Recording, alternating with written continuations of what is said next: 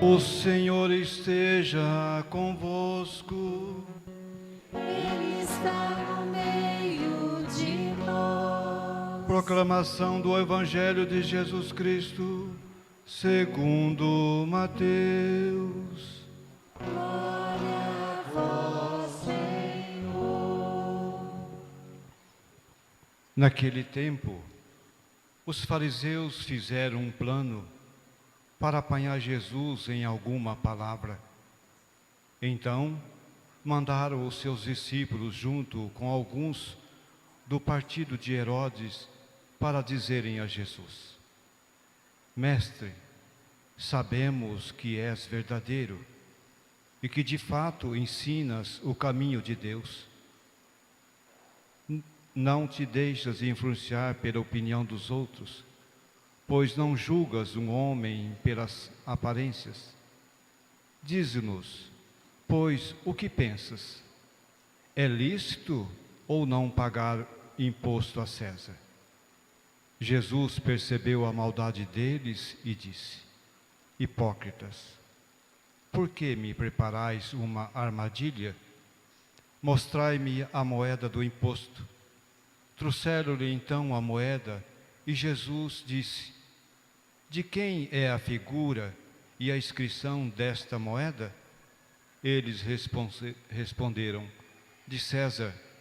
Jesus então lhes disse: Dai, pois, a César o que é de César, e a Deus o que é de Deus. Palavra da salvação. Glória a vós, Senhor. Ó família das nações, dai ao Senhor poder e glória. Ó família das nações, dai ao Senhor poder e glória. Caríssimos irmãos e irmãs, aqueles que também nos acompanham por meio da Rádio Cidade ou da nossa Web TV, celebramos hoje o 29º domingo do tempo comum, tendo um texto que precisa ser entendido por nós para que a gente perceba o grande ensinamento que Jesus traz para nós hoje, muito útil para a nossa vida de fé e para a nossa vida cotidiana. Primeiro, eu preciso que a gente puxe na memória que nos últimos domingos, Jesus vem entrando em conflito com as autoridades e poderes, tanto do judaísmo, quanto do sinédrio, da política vigente daquela época, porque na verdade eles estavam oprimindo e gerando uma visão de Deus que não correspondia àquilo que de fato era. Então Jesus, nos últimos 4 domingos, ele foi contando parábolas para nos orientar o caminho. Se lembrarmos bem, tudo isso já aconteceu em Jerusalém. Inclusive, algumas dessas parábolas foram contadas dentro do templo. E a gente precisa se recordar que, em questão de dias, dentro da cronologia daquele tempo, Jesus será preso, morto, condenado, por conta dos seus ensinamentos. Nós ouvimos há 3 domingos atrás a parábola dos 2 filhos. Um fala que sim, não vai, outro fala que não e vai. E Jesus nos chamou a termos atitudes que o nosso sim seja sim e o nosso não seja não. Depois foi-nos narrado a parábola dos vinhateiros homicidas, e nessa parábola Jesus deixou claro que até ele mesmo morreria por conta da maldade dos vinhateiros, que eram os doutores da lei e os anciãos do povo. Domingo passado, vocês ouviram a reflexão sobre o banquete. O banquete que necessitava de uma veste adequada. A palavra, o amor, a caridade, a reconciliação, vestes que nos colocam em traje de festa. E hoje nós somos mergulhados, de fato, na clareza de que só há um Deus único e verdadeiro, e só a Ele devemos prestar culto e louvor. Ele é o único e verdadeiro Deus. Vejam que, para nós entrarmos no Evangelho, nós vamos ter que começar a olhar a primeira leitura. Na primeira leitura, já narra-nos um episódio de um tempo imperial. Se nós olharmos a história das civilizações, o que acontecia? Uma dessas primeiras civilizações, que era o Egito, comumente o faraó tinha a função de rei e de Deus. Então havia uma prática de cultuar o poder do imperador e reverenciar a ele. Mesmo que tivesse um monte de deuses, um panteão de deuses, o faraó ou o imperador também era cultuado. E isso acabou influenciando quando os vários imperadores foram assumindo poder sobre o mundo até então descoberto. A gente vê isso, por exemplo, quando a Babilônia acaba invadindo tudo e obriga que eles adorem a Baal e se ajoelhem diante do imperador, o poderoso Nabucodonosor na época. Depois disso, narra-nos a primeira leitura que no tempo do Império Persa, eles tiveram um pouco de sossego, um pouco de paz. Mas nós ouvimos o profeta dizer que Ciro tinha sido um escolhido de Deus para fazer o bem, mas ele não era Deus. Havia um único Deus. Por isso, ele é o Deus único e verdadeiro. Depois, na continuidade do imperialismo, quando a gente lê o livro do Macabeus, a gente vê que o Império Macedônico, além de profanar o templo, ainda obrigava que chamassem o imperador de Deus. Aí a gente chega no Império Romano, quando Jesus nasce e está no mundo. Ali a gente vê que não havia mudado essa mentalidade. Os imperadores davam nomes a eles que significavam poder, triunfo e divindade. César, o grande, e Augusto, o maior, o Deus. Por isso que, na verdade, a gente tem que entender que uma das formas de poder e de se declarar Deus para os outros é obrigá-los a se ajoelhar diante deles ou inscrever a própria foto, a própria face, o próprio nome na moeda, na dracma. Vejam que então nós estamos exatamente aqui com essa clareza de que os imperadores gostavam de se sentir deuses. Alguns deles, inclusive, mandavam judeus e cristãos para a fornalha, para morrer, ou dava como alimento do leão, para que ele, na verdade, se não proclamasse o imperador como Deus, ele seria assassinado. Tivemos muitos martírios no início da nossa história por conta disso. Mas vejam que aqui nós respondemos a primeira leitura com a salmista cantando: ó família das nações, dai ao Senhor poder e glória. A quem nós reverenciamos?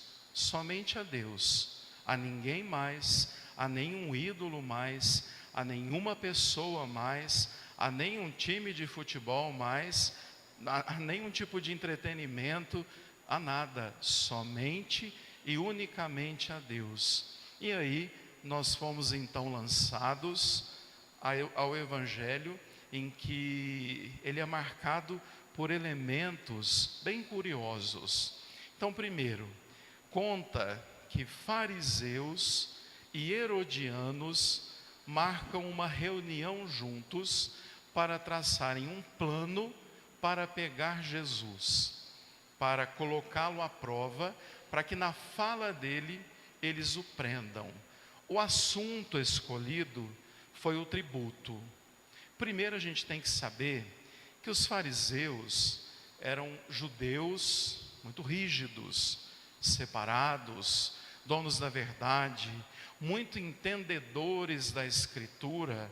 Eles defendiam a lei com unhas e dentes, detestavam os herodianos, colocavam os cobradores de impostos como primeiro na lista de pecadores públicos.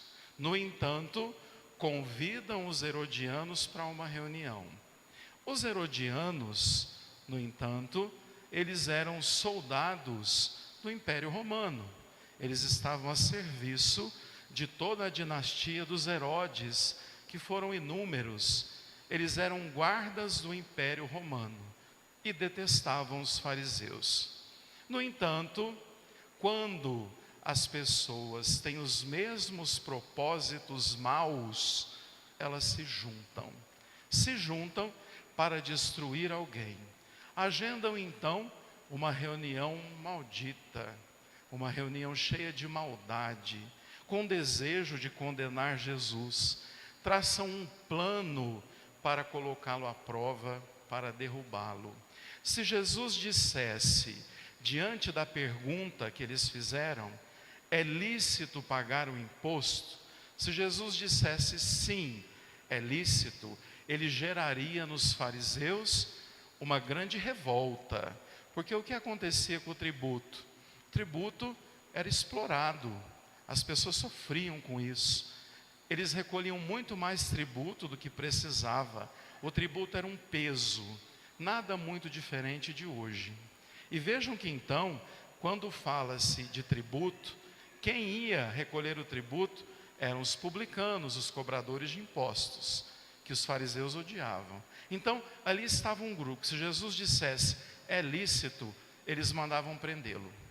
Se Jesus dissesse, não é lícito, não é correto pagar imposto, os soldados de Herodes estavam ali e levariam ele preso. Levariam ele para a prisão, para a condenação e para a morte.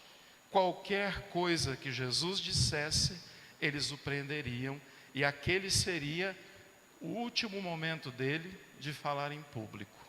Vejam então que eles chegam e começam a dizer assim a Jesus: ô Jesus, você é maravilhoso, ninguém te influencia, ninguém muda o seu jeito de pensar, você conhece as pessoas por dentro, você é o top do momento, você é o melhor.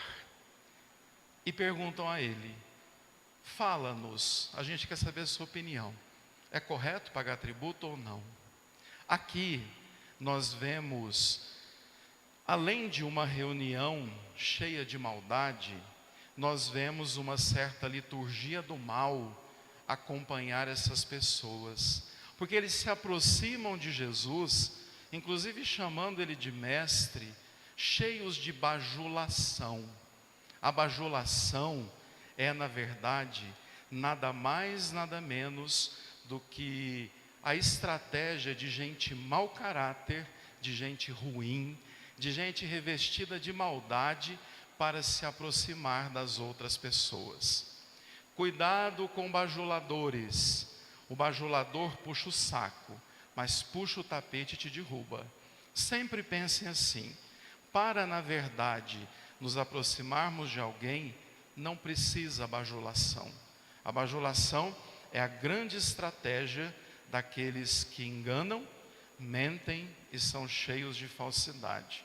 A resposta imediata de Jesus é: hipócritas, cínicos, mentirosos, fingidos. Vocês estão querendo me colocar à prova, mas eu vou dizer a vocês: deem a César o que é de César e deem a Deus o que é de Deus. Antes disso, inclusive, ele diz: traga uma moeda aqui. traga um dracma. Provavelmente Jesus nem conhecesse a moeda, porque essa não era a preocupação dele. No entanto, ele vê aquele rosto e pergunta: quem é que está aqui? Eles dizem: é César, Augusto, o imperador, o poderoso. Pois bem, deem a ele o que é dele e deem a Deus o que é dele. Nós não temos isso narrado aqui, mas depois vocês em casa leiam o versículo 22, que vai dizer: eles saíram de lá boquiabertos, surpresos e admirados com a sabedoria de Jesus. A resposta dele não foi sim e nem não, mas foi, na verdade, uma lição de vida para eles, que saíram, sobretudo, percebendo: esse aí sabe o que diz e sabe o que faz. Mas, padre, o que isso tem a ver com a nossa vida? Muito, demais. Porque aqui, o que Jesus vai dizer é algo muito profundo e muito sério, porque ele vai tocar naquilo que para nós é prioridade, naquilo que para nós é sumamente importante. Agora, eu quero fazer uma pergunta reversa: o que é que César nos dá? Poder? Dinheiro? Ter ídolos como César gera o que em nós? O que o entretenimento nos dá? Alegria. O que um time de futebol nos dá? 2 horas de disputa. O que uma novela nos dá? Entretenimento. O que na verdade ídolos, cantores, que muitas vezes as pessoas perdem tempo e dinheiro para assisti-los, o que eles nos dão? Um momento de uma música, algo que nos envolve. Então, o que tudo isso nos dá? Coisas que passam, coisas que não permanecem, coisas que muitas vezes podem até ativar em nós um certo prazer, mas que acaba muito rápido, né? O que de repente o excesso de lazer nos dá? Um momento de descanso. Mas o que Deus nos dá? Deus nos dá muito. Ele nos dá o amor, Ele nos dá a própria vida, Ele nos dá a salvação. Por isso, minha gente, que ao Jesus dizer: dai a César o que é de César e dai a Deus o que é de Deus, Ele está querendo dizer assim para nós: escuta, o que te salva? O que te torna menor? O que te torna melhor? A gente tem que saber a quem nós estamos servindo, porque vejam, com o mundo de hoje, nós estamos colocando um monte de Deus em ação ao redor de nós, que faz com que a gente crie desculpas para ter Deus como único e verdadeiro. A gente vive aquela teoria que Deus é o Deus dos deuses, o maior, mas não é o único. Por que eu digo isso? Quantas pessoas não vêm à missa porque foram para o rancho em Cardoso descansar? É muito melhor descansar porque eu mereço. Que Deus que você está cultuando? Um Deus do lazer. Quantas pessoas deixam de vir à missa porque o Corinthians ou São Paulo vai jogar e eu tenho que ficar diante da televisão porque este é o meu pequeno Deus ali.